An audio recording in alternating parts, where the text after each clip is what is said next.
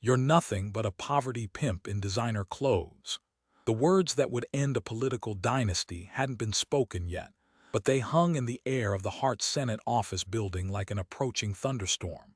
Senator John Kennedy of Louisiana sat in hearing room 216, methodically arranging folders on the table before him. Each folder was color-coded, each document tagged with meticulous precision. 3 years of investigation condensed into 6 inches of paper that would destroy one of the most powerful women in Washington. It was 9:47 on a Tuesday morning, and Maxine Waters was late. Not fashionably late, strategically late. She had perfected the art of the dramatic entrance over 4 decades in politics, understanding that power wasn't just about what you said, it was about making people wait while you said it. Outside the hearing room, her entourage was gathering like an invading army preparing for battle. 23 people strong, they represented the full spectrum of her political operation. Young progressive activists with their phones ready to live stream, seasoned congressional staffers clutching briefing books they hadn't read, and her family members, always her family members, dressed in expensive clothes that screamed success while representing a district drowning in poverty. At the center of this carefully choreographed chaos stood Maxine Waters herself, 85 years old but moving with the aggressive energy of someone who had spent a lifetime turning confrontation into currency. Her outfit alone could have fed a family in her district for a month. The custom Chanel suit in screaming purple, her signature color of resistance, had cost $18,000. The shoes, limited edition Christian Louboutin with diamond-encrusted heels, another $12,000. The jewelry, a collection of gold and platinum that jangled with every movement, easily 6 figures. And crowning it all literally was the wig. Not just any wig, but an architectural masterpiece of human hair extensions, styling and structural engineering that added 7 inches to her height and probably weighed 5 pounds. It had cost more than most Americans made in a month, and she wore it like a crown. She was checking her phone, a latest model iPhone in a case studded with actual diamonds, when her chief of staff Jerome approached nervously. "Congresswoman, Senator Kennedy has been waiting for 20 minutes. Perhaps we should go in." Waters didn't even look up from her screen where she was reviewing the latest social media metrics. Her Twitter following had grown by 50,000 overnight after her last viral moment, and that translated directly into donations and book sales. "Let him wait," she said loudly enough for nearby reporters to hear. "I don't operate on plantation time. That country bumpkin can sit there and sweat in his polyester suit." The reporters dutifully wrote down the quote, knowing it would be their headline regardless of what happened in the hearing. This was the Maxine Waters brand, confrontational, unapologetic, always playing to the cameras and her base. She had built an empire on righteous anger, and she saw no reason to change tactics now. Jerome, who had worked for Waters for 9 years and had seen things that kept him awake at night, tried again. "Ma'am, this is a Senate Judiciary hearing on financial crimes. It's not like your usual committee meetings. Senator Kennedy has subpoena power and FBI cooperation. Maybe we should review the briefing materials before we go in." Waters finally looked up from her phone, her eyes cold behind designer glasses that cost more than a used car. "Jerome, baby, I've been destroying white men in suits since before you were born. This Kennedy fool thinks he can intimidate me with his little folders and his country lawyer act." She laughed, a harsh sound that made several staffers wince. "I'm about to give him an education in real power." She gestured dramatically to her entourage. "When we walk in there, I want energy. I want noise. I want those cameras to know that Auntie Maxine has arrived. And when I give the signal," she raised her hand in a fist, "you start the chant. Impeach, resist, persist." "Got it." The younger activists nodded eagerly, their phones already recording. This was what they had come for, the chance to be part of a viral moment, to stand with their hero against the forces of oppression that they had been taught to see everywhere. None of them had bothered to read the actual subject of the hearing. None of them had questioned why a congresswoman was being called to testify before a Senate committee. None of them had asked where the money for their expensive protest signs and designer resistance merchandise had come from. They were true believers, and Maxine Waters had spent decades perfecting the art of creating true believers. She pulled out her personal gavel from an oversized designer handbag, Hermes Birkin, $75,000, waitlist of 3 years. The gavel was an absurd prop, hand-carved mahogany with her name engraved in gold, something she had started carrying to every public appearance. She would bang it randomly during speeches, during interviews, during confrontations, a physical manifestation of her demand for attention and authority. It doesn't matter that she had no legal right to use a gavel in most settings. Rules were for other people, not for Maxine Waters. "All right," she announced, adjusting her wig one final time and checking her reflection in a compact mirror held by an aide. "Let's go show this Louisiana swamp rat what happens when you come after the Queen." The doors to hearing room 216 burst open with the force of a SWAT team entry. Waters's entourage flooded in, immediately beginning their chant. Impeach, resist, persist. Impeach, resist, persist. The noise was deafening, intentionally so, designed to overwhelm and intimidate. Staffers rushed to strategic positions. Camera operators from Waters's personal media team began filming from multiple angles. Family members took seats in the front row of the gallery, their expensive clothes and jewelry on full display. And in the center of it all, Maxine Waters strode to the witness table like a conquering general entering defeated territory. Senator John Kennedy sat quietly through the entire performance. He didn't look up from the document he was reading. He didn't react to the chanting or the noise. His expression remained placid, almost bored, like a man watching a child throw a tantrum in a grocery store, mildly interesting but ultimately inconsequential. Waters reached the witness table and without invitation, without waiting to be recognized, slammed her personal gavel down hard enough to make the microphones jump. "Order," she shouted, though she had no authority to call for order. "I am Congresswoman Maxine Waters, and I'm here to tell you people something. This hearing is a sham, a racist attack on a strong black woman who has spent her life fighting for justice." Kennedy finally looked up, his wire-rimmed glasses catching the overhead lights. His Louisiana drawl was so slow and thick you could pour it over pancakes. "Ma'am, I do appreciate you joining us this fine morning, though I notice you're about an hour late. We simple folk in Louisiana, we tend to show up when we say we're going to show up. But I understand big city politicians operate on a different schedule." The condescension in his voice was subtle but unmistakable. Waters slammed her gavel again. "Don't you dare lecture me about schedules, you backwoods country nothing. I was fighting for civil rights when you were still figuring out which fork to use at dinner." Kennedy smiled, a gentle expression that somehow made him look even more dangerous. "Ma'am, I grew up in Zachary, Louisiana. We didn't have multiple forks, just the one fork, and we washed it between uses. But we did learn manners, which is why I'm going to politely ask you to put that gavel away. This is a Senate hearing, not a carnival show." Waters stood up abruptly, her chair scraping loudly against the floor. "How dare you? I'll have your job. I'll have your committee assignments. I'll have your head on a plate." Kennedy's expression didn't change. "Ma'am, you might want to sit down and save your energy. We're going to be here for a while, and based on what I'm about to present to this committee and to the American people watching on C-SPAN, you're going to need every bit of strength you've got left." Something in his tone, some quality of absolute certainty, made Waters hesitate. For the first time since entering the room, she looked, really looked, at the senator sitting before her.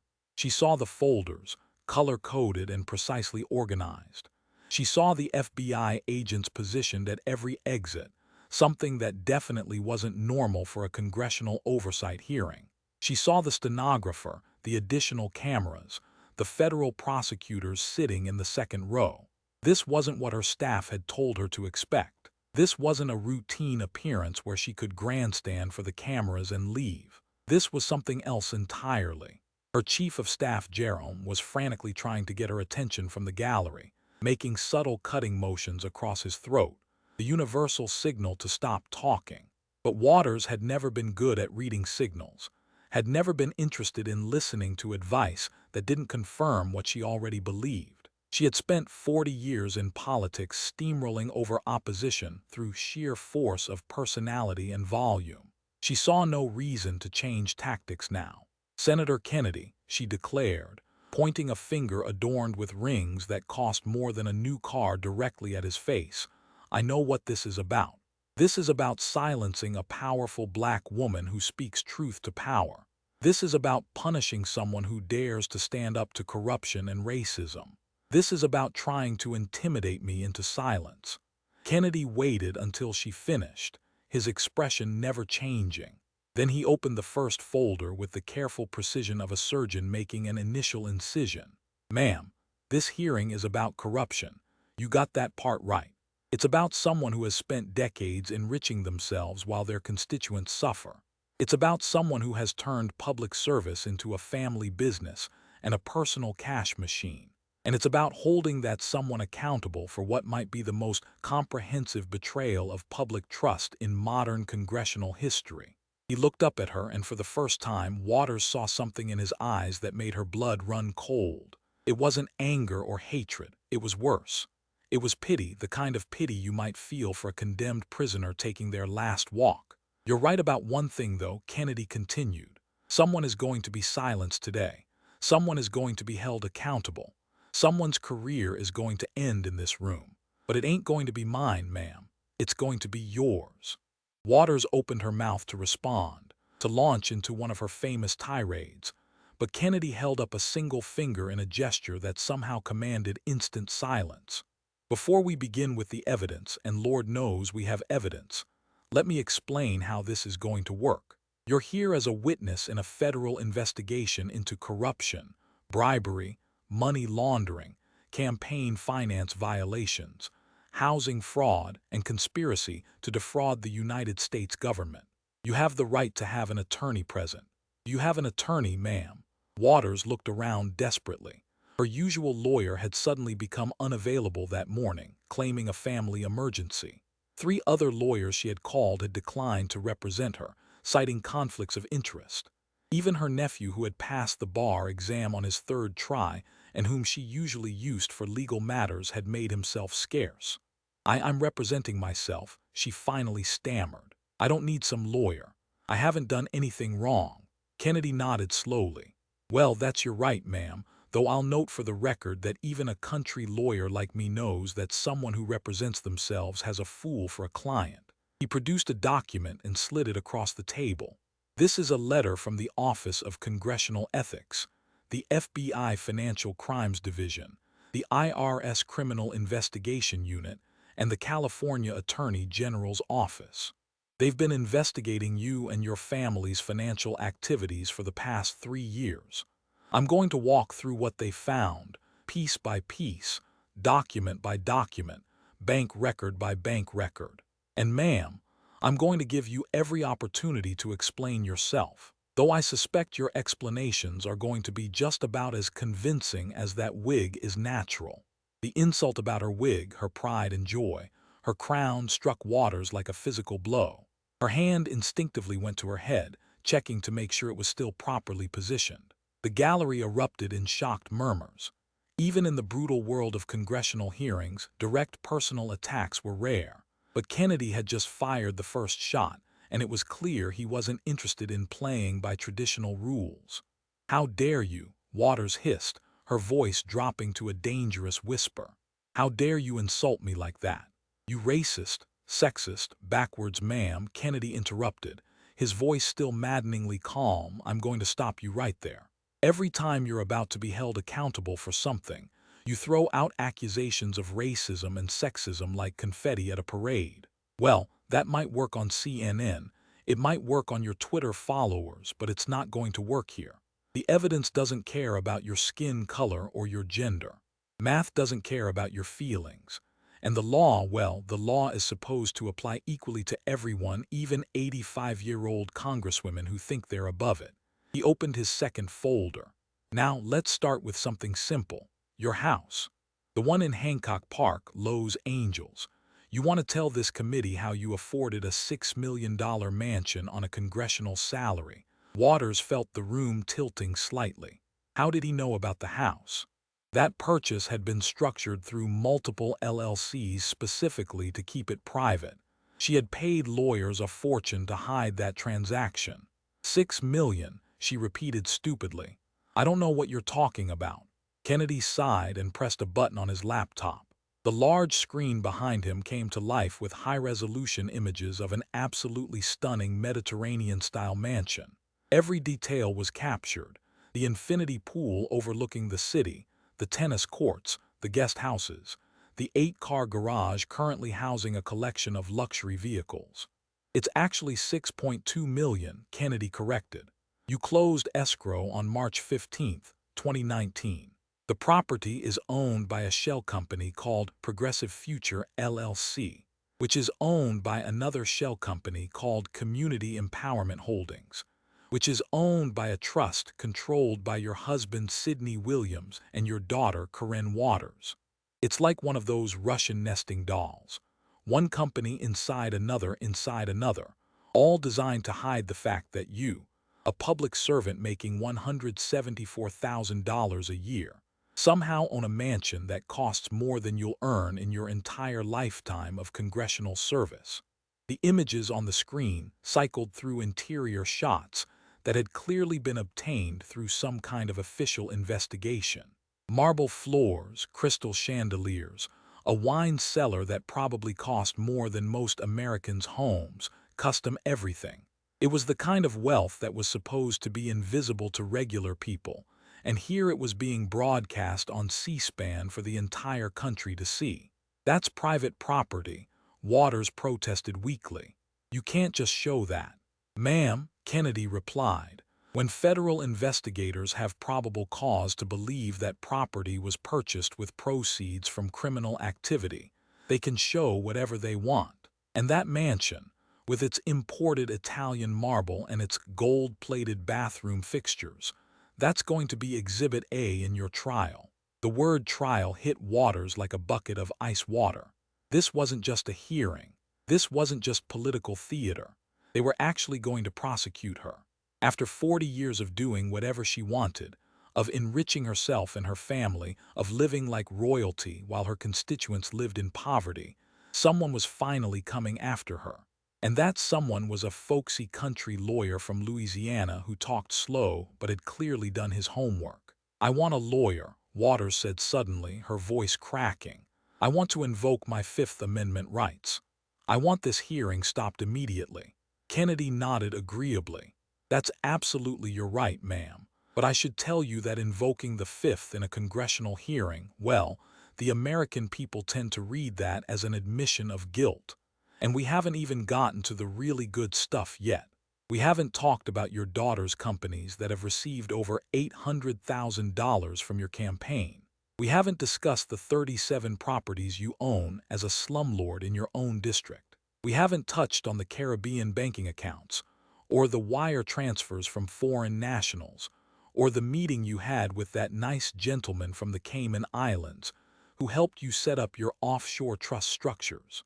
He leaned back in his chair, every movement calculated to project calm certainty. So here's what's going to happen. You can invoke your Fifth Amendment rights and walk out of here right now. But if you do that, I'm going to spend the next 6 hours presenting all of this evidence to the American people anyway. And without you here to explain or defend yourself, well, it's going to look even worse than it already does. Or you can stay and try to explain how a champion of the poor ended up richer than most of the people she claims to be fighting against. Your choice, ma'am. Waters looked desperately around the room for support, for allies, for anyone who might step in and save her from this nightmare. But she saw only faces carefully arranged in neutral expressions, politicians who had already calculated the political cost of being associated with her and decided it was too high. She saw cameras capturing her every moment of panic and confusion. She saw FBI agents standing ready. Most devastating of all, she saw her own staff and family members, the people who had enriched themselves off her corruption for decades, slowly edging toward the exits like rats leaving a sinking ship. Her daughter Corinne, who had made $750,000 from campaign mailers, was texting furiously, probably already trying to cut some kind of deal. Her grandson, who had been on the campaign payroll since he was 16, was filming everything on his phone, likely planning to sell his story to the highest bidder. Her husband Sidney, her partner in crime for 40 years, wouldn't even make eye contact with her. This was it. This was the moment she had always known might come but had convinced herself never would. She was 85 years old at the end of a long career, and she was about to lose everything.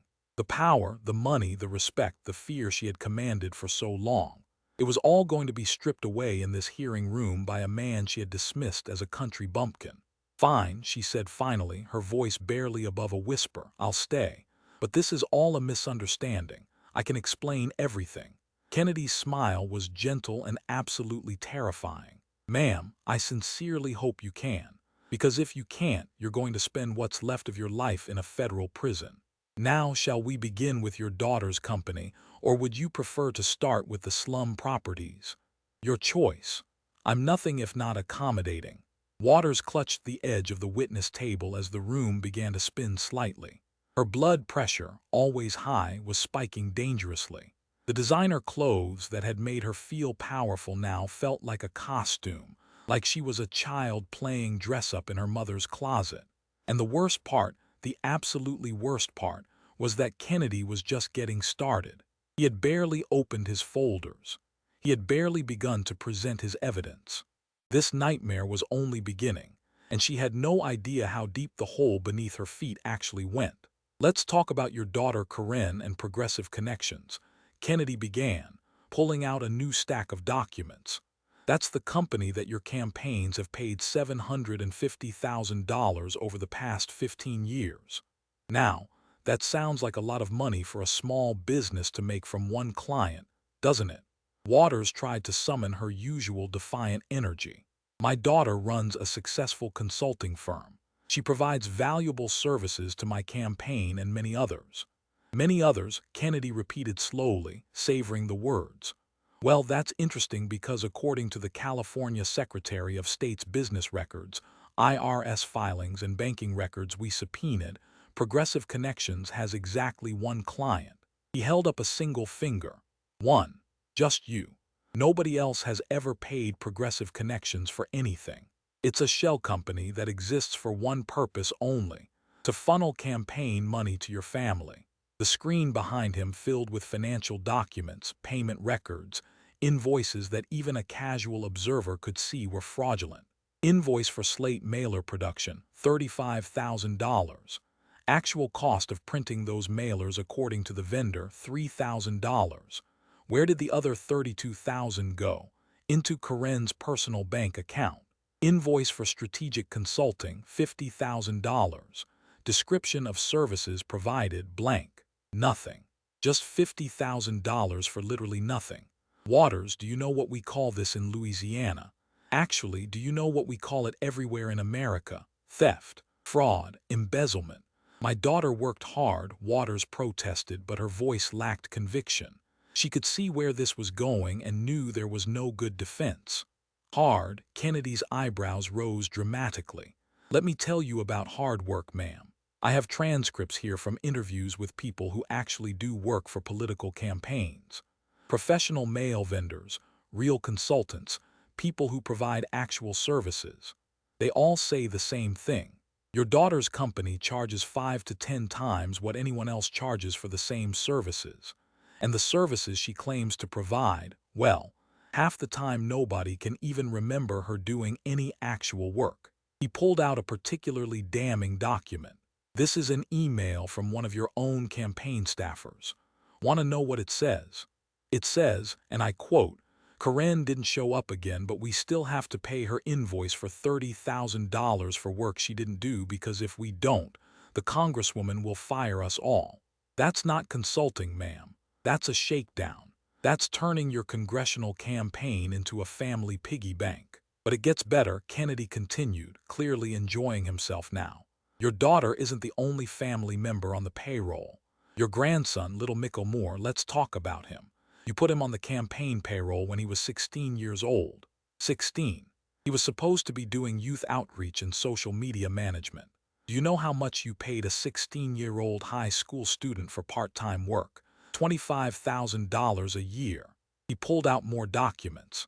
I checked with the Department of Labor. The average pay for a teenage campaign worker is about $12 an hour for maybe 20 hours a week during election season. That's about $6,000 a year maximum. You paid your grandson 4 times the market rate. And the social media work he supposedly did. We analyzed your campaign's social media presence during the time he was on payroll. Posts declined by 40%. Engagement went down. By every measurable metric, your social media got worse while you were paying him 25 grand a year to manage it. Waters tried to stand up, but her legs wouldn't support her weight. She grabbed the table for balance, her expensive rings clicking against the wood. You're twisting everything. These are legitimate business relationships. Legitimate. Kennedy's voice hardened for the first time. Ma'am, your son Edward, you want to talk about legitimate. You paid him $200,000 over 5 years for strategic consulting. I have the contracts right here. Description of services, strategic analysis, and policy recommendations. You know how many reports he filed, how many policy recommendations he made? 0. Nothing. We subpoenaed his records. We interviewed him under oath. He admitted he never did any actual work. You paid your son $200,000 of campaign money for nothing. The images on the screen changed to show a spreadsheet with highlighted entries. Every payment to family members, every fraudulent invoice, every shell company transfer. It was overwhelming, damning, impossible to deny. Total family payments, Kennedy announced, $875,000 over 15 years. That's campaign money, ma'am. Donations from people who could barely afford to give $20 because they believed in you, because they thought you were fighting for them. And you took that money and funneled it to your children and grandchildren for fake jobs and inflated invoices. He leaned forward, his folksy demeanor dropping away to reveal cold anger underneath. In Louisiana, we have a word for people who steal from those who trust them. We call them thieves. But you probably call it something fancier in Washington.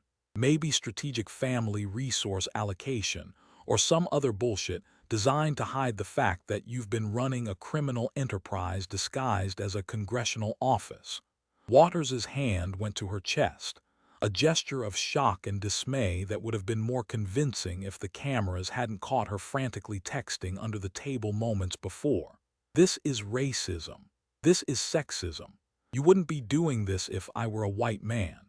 Ma'am, Kennedy's voice returned to its gentle drawl. I would be doing exactly this if you were a purple space alien. The evidence doesn't care about your race or gender. The bank records don't care about your identity politics. And the people you've been stealing from, your own constituents, many of whom are black women just like you, they deserve justice regardless of who's committing the crimes. He pulled out yet another folder. But let's move on from your family payroll scheme, because as bad as that is, it's actually the least of your problems. Let's talk about your real estate holdings. Specifically, let's talk about the 37 properties you own in South Los Angeles. Waters's face went pale beneath her makeup. Nobody was supposed to know about those properties. They were all owned through complex networks of LLCs and trusts, specifically designed to be untraceable back to her. How had this country lawyer from Louisiana untangled something that had taken her expensive attorneys years to construct? 37 properties, Kennedy repeated. All of them rental properties in your own district. All of them Section 8 housing, which means they're paid for primarily with federal housing subsidies. And every single one of them is a slum.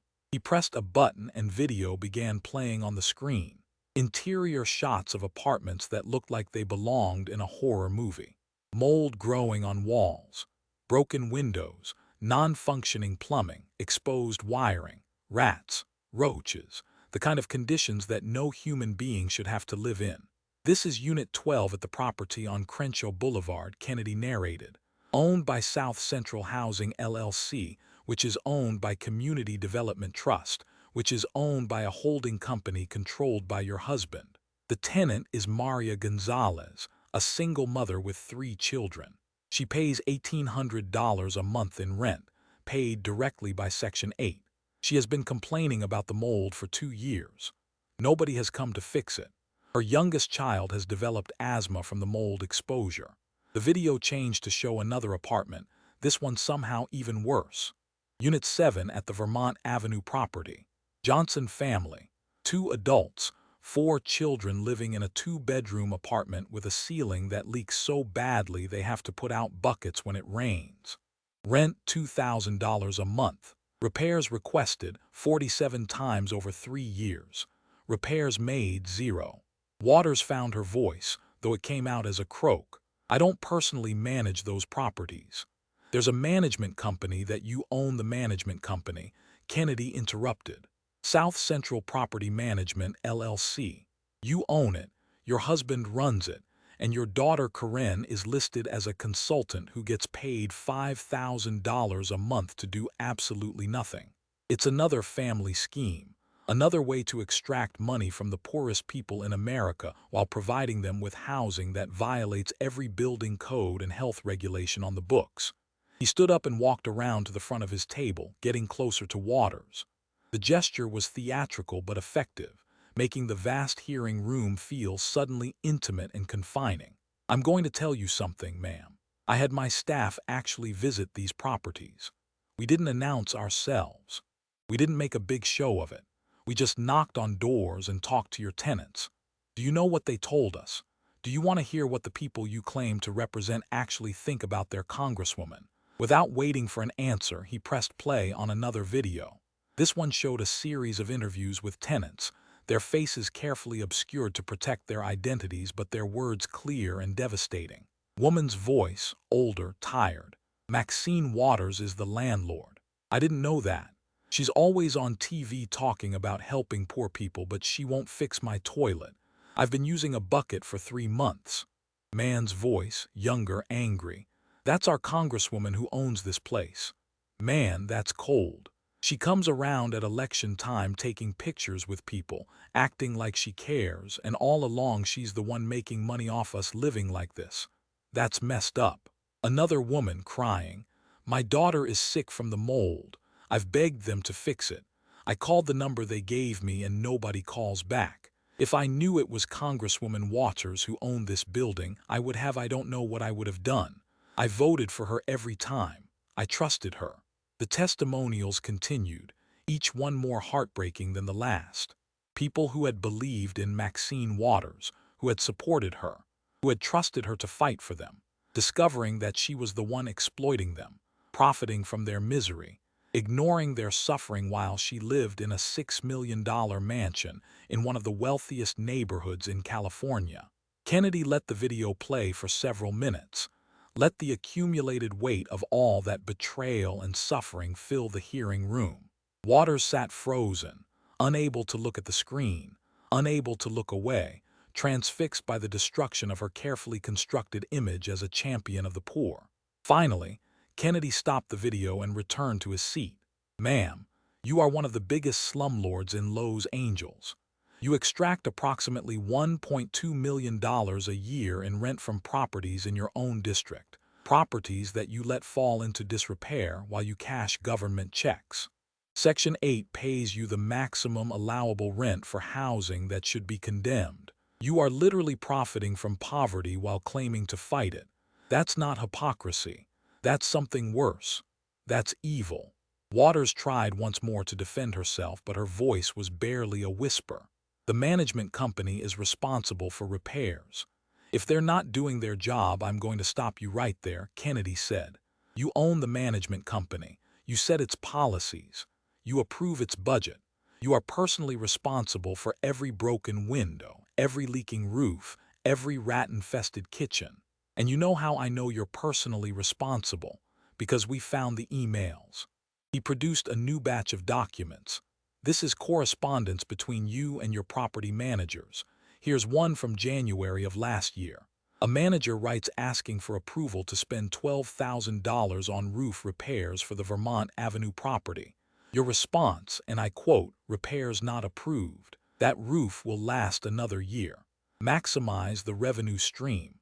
He looked up at her with undisguised contempt. Maximize the revenue stream.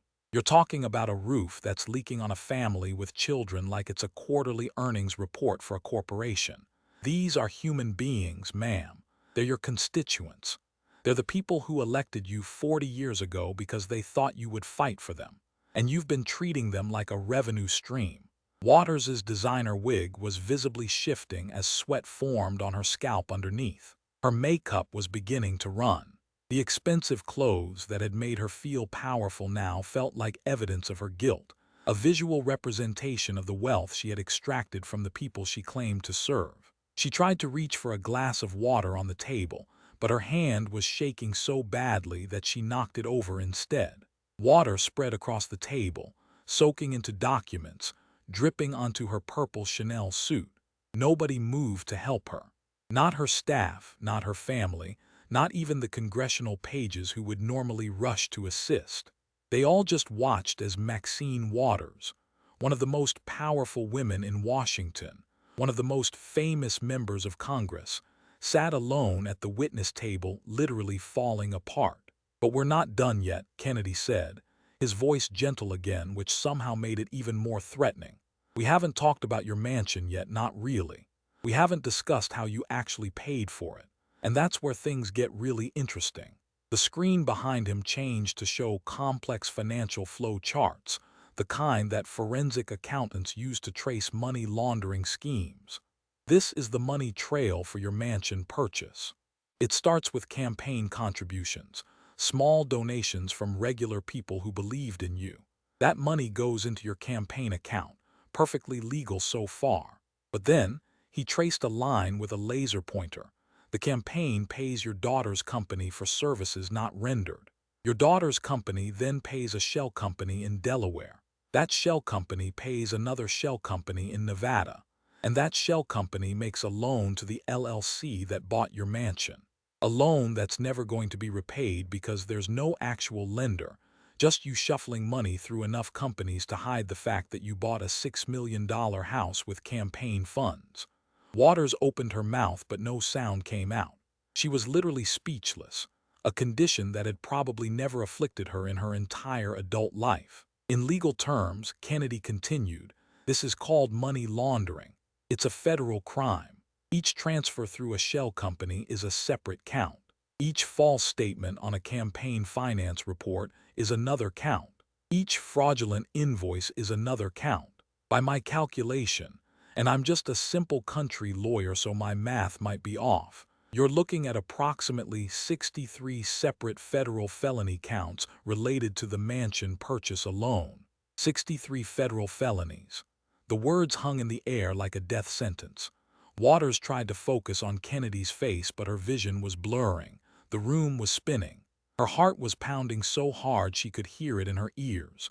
This couldn't be happening. She was Maxine Waters. She was untouchable. She had spent 40 years building her power, her network, her reputation as a fighter who couldn't be intimidated or destroyed. How had it all fallen apart so quickly? But Senator Kennedy wasn't done. He wasn't even close to done. He had more folders, more evidence, more documentation of decades of corruption.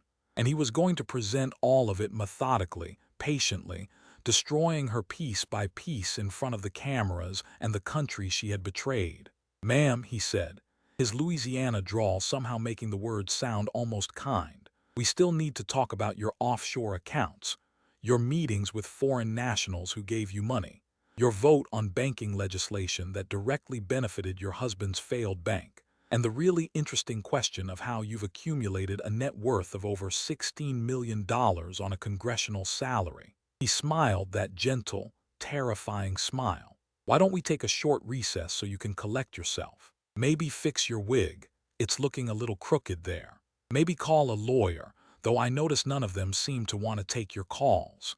And maybe, just maybe, think about whether you want to continue lying to this committee and the American people, or whether you want to start telling the truth for what might be the first time in your entire political career.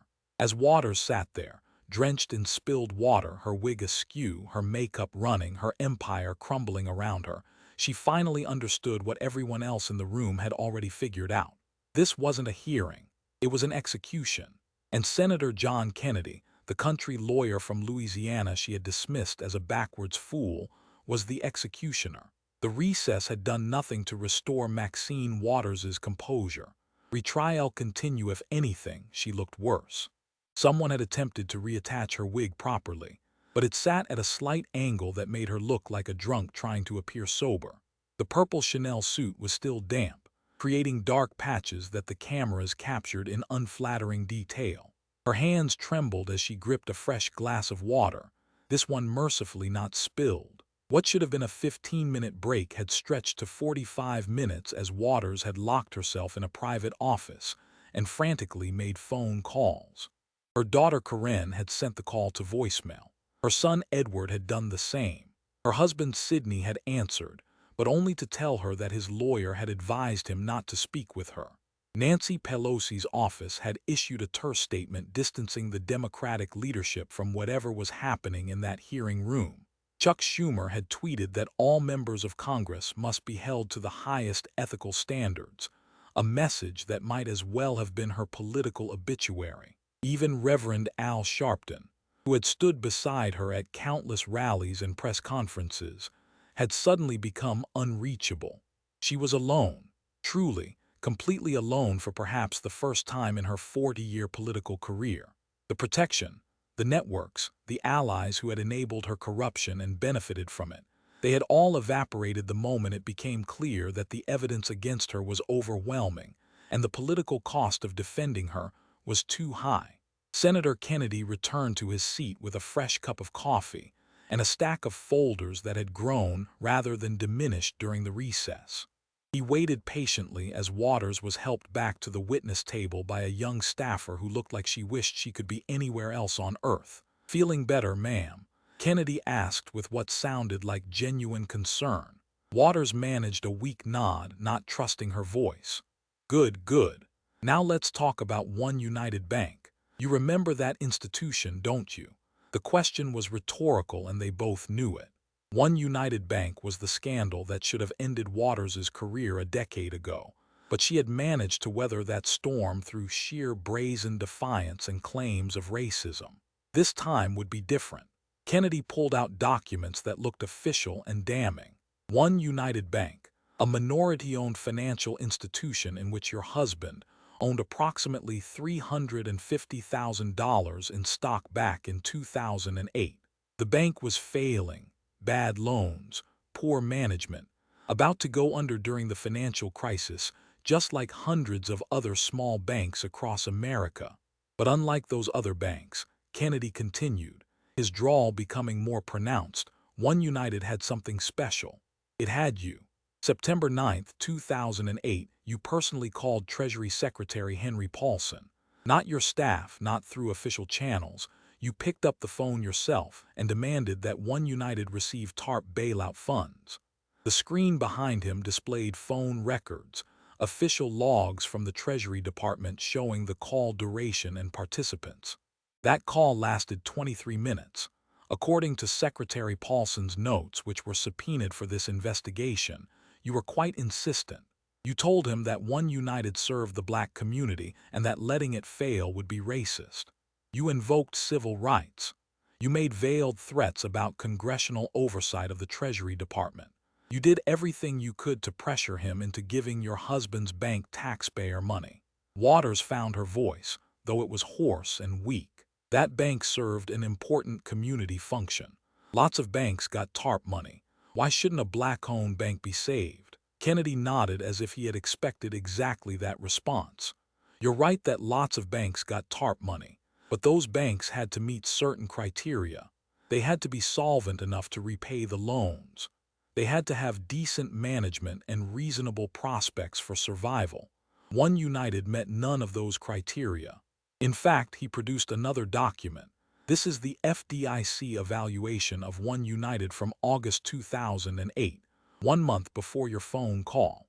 The bank is rated in the bottom 5% of all American financial institutions for management quality and financial stability. The report recommends against any federal assistance and suggests that the bank be allowed to fail or be acquired by a healthier institution. But you didn't care about any of that, did you, ma'am? You cared that your husband was about to lose his $350,000 investment. So you made your phone call, you applied your pressure, and miraculously, One United received $12 million in TARP funds despite being completely unqualified. Kennedy let that number sink in. $12 million. And do you know what the executives at One United did with that money? Did they shore up the bank's finances? Did they make prudent loans to help the community? He pulled out photographs that appeared to be from social media and surveillance. They bought themselves sports cars. They took luxury vacations.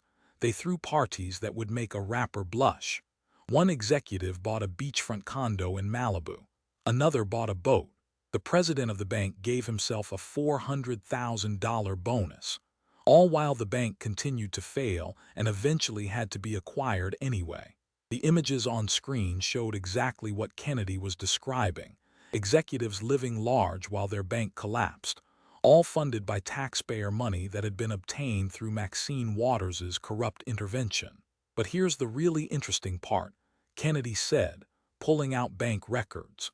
2 weeks after One United received its TARP money, your husband sold his stock. He got out while the getting was good, before the bank's inevitable failure became public knowledge. He made approximately $275,000 on that sale. So let me make sure I have this straight. You used your position as a member of Congress to pressure the Treasury Secretary to give taxpayer money to a failing bank in which your husband had a significant investment. That bank used the money irresponsibly, and your husband cashed out before it all fell apart. In legal terms, that's called corruption, insider trading, and abuse of power. Waters tried to rally some indignation. I was investigated for that. The Ethics Committee cleared me. The House Ethics Committee gave you a letter of reproval, Kennedy corrected. That's congressional speak for we know you did something wrong, but we don't have the votes to actually punish you because you're too powerful, and you play identity politics better than anyone. But here's the thing, ma'am. We're not in the House anymore. This is a Senate investigation with full FBI cooperation. And the statute of limitations on federal corruption charges is 7 years from the last act in furtherance of the scheme. Your husband sold stock related to that corrupt bailout in 2009. You made additional calls to federal regulators on behalf of One United in 2010 and 2011. You're still within the statute of limitations. He leaned forward. You're going to be charged criminally for the One United scheme. That's not a maybe. That's not a political threat. That's a legal fact. The U.S. Attorney for the Central District of California has already convened a grand jury. The FBI has already interviewed witnesses. The only question is how many charges and how long you're going to spend in federal prison. The room had gone completely silent except for the sound of camera shutters clicking and Waters's increasingly labored breathing. Even her most loyal remaining staffers had edged toward the exits, sensing that staying too close to her might mean getting caught in the legal blast radius. But let's move on, Kennedy said, as casually as if he were discussing the weather. Let's talk about your foreign friends. Specifically, let's talk about your relationship with some of the most corrupt and brutal dictators in the developing world. New images appeared on screen, and even people who thought they had seen everything in Washington gasped. There was Maxine Waters shaking hands with a man in military uniform, smiling broadly for the camera. "This is you with General Musa Camara of Guinea," Kennedy narrated. "You met with him in 2009 during a congressional delegation trip. Do you remember this meeting, ma'am?" Waters stared at the image, her mind racing to remember the details, to formulate some explanation that wouldn't sound as bad as the truth. "I meet with many foreign leaders. It's part of congressional oversight and diplomatic relations." General Camara ordered his troops to open fire on unarmed protesters in September 2009, Kennedy said, his voice hard. 157 people were killed. Women were systematically raped by soldiers. It's considered one of the worst massacres in recent African history. The United Nations condemned it. The African Union condemned it. The United States imposed sanctions on Camara and his regime. But you defended him. A video began playing, Waters at a press conference shortly after the massacre. Her voice on the recording was defiant and angry. These sanctions against General Camara are racist and colonialist. The African people have a right to self-determination. We cannot impose Western values on African nations. This is just another example of American imperialism trying to control black nations. Kennedy stopped the video. You called sanctions against a mass murderer racist. You defended a man who ordered the rape and slaughter of his own people. Why? What possible reason could you have for taking that position? Waters' mouth opened and closed, but no words came out. She knew why. She knew exactly why, and so did Kennedy. He was just making her sweat before he revealed it. The answer is simple, Kennedy said, producing bank records. General Camara's regime transferred $1.3 million to your Caribbean accounts between 2009 and 2011. The money was routed through shell companies, through intermediaries, through banks in countries that don't cooperate with U.S. investigations. But we traced it. Every dollar. $1.3 million in blood money from a dictator to a United States congresswoman. The evidence on screen was overwhelming. Wire transfer records, shell company formation documents, banking correspondence. It was all there, meticulously documented, impossible to deny. You sold your voice, your position, your credibility to defend a mass murderer because he paid you, Kennedy said. And he wasn't the only one. The screen changed to show more photographs, more meetings, more corrupt leaders. There's you with Jean-Bertrand Aristide of Haiti. He transferred $200,000 to your accounts before he fled the country with millions stolen from the Haitian treasury. There's you with Robert Mugabe's representatives from Zimbabwe. They arranged for $500,000 to flow to your various foundations and shell companies. You've made a career out of defending the indefensible as long as they paid you enough money. Waters was shaking now, full-body tremors that made her jewelry rattle. Her blood pressure was spiking dangerously. The medical team that had been stationed in the room during the recess began moving forward with equipment. But Kennedy wasn't stopping. He was building to something, some climax that everyone could feel approaching like a storm on the horizon. Let's talk about your district, he said, and the screen changed to show images that made the contrast between Waters' life and her constituents' lives absolutely stark. These are current photographs from California's 43rd Congressional District. Your district, ma'am, the place you've represented for 30 years. The images showed urban decay that looked like a war zone, homeless encampments stretching for blocks, boarded-up businesses, graffiti-covered buildings, streets littered with trash and needles, schools with broken windows and peeling paint, people living in conditions that wouldn't be acceptable in a third-world country, right here in one of the wealthiest cities in one of the wealthiest states in the wealthiest nation on Earth. 30 years you've represented these people, Kennedy said. 30 years of promising change, promising jobs, promising hope. And what do they have to show for it? He pulled out statistics. Unemployment in your district, 18%, 3 times the national average. Median household income, $32,000, 40% below the state average. High school graduation rate, 54%, one of the lowest in California. Violent crime rate, 872 incidents per 100,000 people, 4 times the state average. These are your people, ma'am. This is your legacy. But here's what really gets me, Kennedy continued, his voice rising with genuine anger for the first time. You don't even live there. You haven't lived in your district for over 20 years. You keep a small apartment in Inglewood for appearances, for photo ops, for when you need to show your face during election season. But you live in Hancock Park, in a $6 million mansion, surrounded by the wealthiest white people in Los Angeles. You send your grandchildren to private schools that cost more per year than your constituents make in a decade. You shop at stores where a single outfit costs more than a month's rent in your district. You live like royalty, while the people who elected you live in poverty. The contrast on the screen was devastating. Split screen showing Waters' mansion with its manicured gardens and infinity pool on one side, and the streets of her district with homeless people sleeping on cardboard on the other.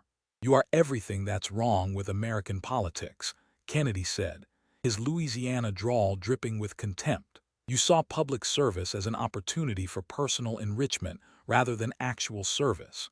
You used the struggles of poor people as a platform to build your own wealth and power. You wrapped yourself in civil rights rhetoric while behaving exactly like the segregationist politicians you claim to oppose. You're not a champion of the poor, ma'am. You're a poverty pimp in designer clothes." The insult hung in the air, harsh and final. Waters tried to respond but managed only a strangled sound. Her hand went to her chest, her breathing becoming rapid and shallow. The medical team rushed forward. "Ma'am, are you experiencing chest pain?" one of the paramedics asked. Waters nodded, unable to speak. Her face had gone gray beneath her makeup. The wig slipped further to one side, revealing the surgical cap someone had tried to hide underneath. "We need to transport her," the lead paramedic said. "She's in medical distress." Kennedy nodded. "Of course. But before you do, I want to enter into the record the complete findings of this investigation." He held up a document that must have been 200 pages thick. 63 counts of campaign finance fraud, 37 counts of housing fraud, 22 counts of money laundering, 18 counts of wire fraud, 12 counts of tax evasion, 8 counts of public corruption, 6 counts of accepting bribes from foreign nationals, and 1 count of conspiracy to defraud the United States government. Total potential sentence, if convicted on all counts, 478 years in federal prison. As they lifted Waters onto a gurney, as they attached monitors and started an IV, as her wig finally fell off, completely revealing the thin gray hair beneath, Kennedy delivered his final statement. "Maxine Waters, you are a disgrace to the institution of Congress, a betrayal of the civil rights movement you claim to represent, and a criminal who has spent decades stealing from the very people you swore to serve. Your career is over. Your freedom is ending. And your legacy will be as a cautionary tale about what happens when power corrupts absolutely." They wheeled her out through doors held open by FBI agents. The last thing the cameras captured was her trying to speak, her lips forming words that might have been "reclaiming my time," one final time, but no sound came out. The phrase that had defined her resistance, her defiance, her refusal to be silenced, was now just silent movement of lips on a broken woman being wheeled toward her reckoning. The hearing room remained full long after she left. Kennedy methodically entered every piece of evidence into the official record. The FBI agents began preparing arrest warrants. Federal prosecutors huddled in corners planning the indictments. And across America, millions of people who had watched the hearing live began to understand that they had witnessed something historic. The complete destruction of a political career, the exposure of corruption that had been hiding in plain sight for decades, the moment when justice finally caught up with someone who had thought themselves untouchable.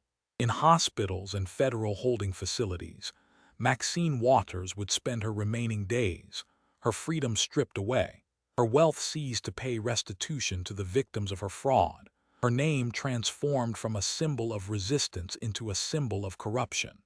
And Senator John Kennedy, the simple country lawyer from Louisiana, would be remembered as the man who proved that in America, even the most powerful eventually face accountability.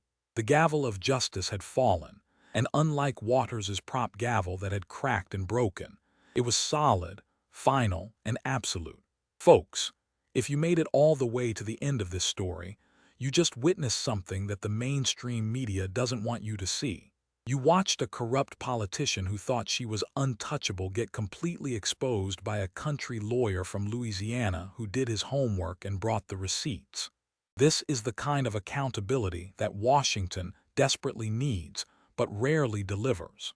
Now I need you to do something for me, something that's going to drive the establishment absolutely crazy. Smash that like button right now. I mean, really hit it hard.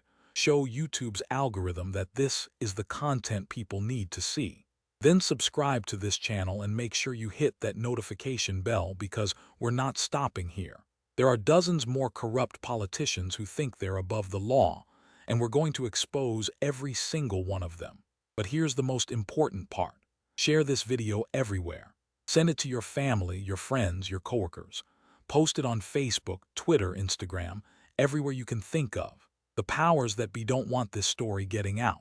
They don't want you to see how deep the corruption goes.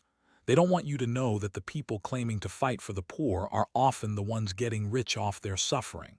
So sharing this video is an act of resistance against a corrupt system that protects its own. Drop a comment below telling me which corrupt politician you want us to investigate next. Who else in Washington needs to face the same kind of accountability that Maxine Waters just faced? Your voice matters, and we're listening. This channel exists because of you, because people like you demand the truth even when it's uncomfortable, even when it exposes people who claim to be on your side. Remember, the swamp doesn't drain itself. It takes people like Senator Kennedy who are willing to do the hard work of investigation and exposure. And it takes people like you who are willing to spread the truth even when the mainstream media tries to bury it. So hit that like button, subscribe to this channel, share this video, and let's keep holding these corrupt politicians accountable. Because in America, no one, absolutely no one, should be above the law. Let's drain this swamp together, one corrupt politician at a time. God bless you, and God bless America.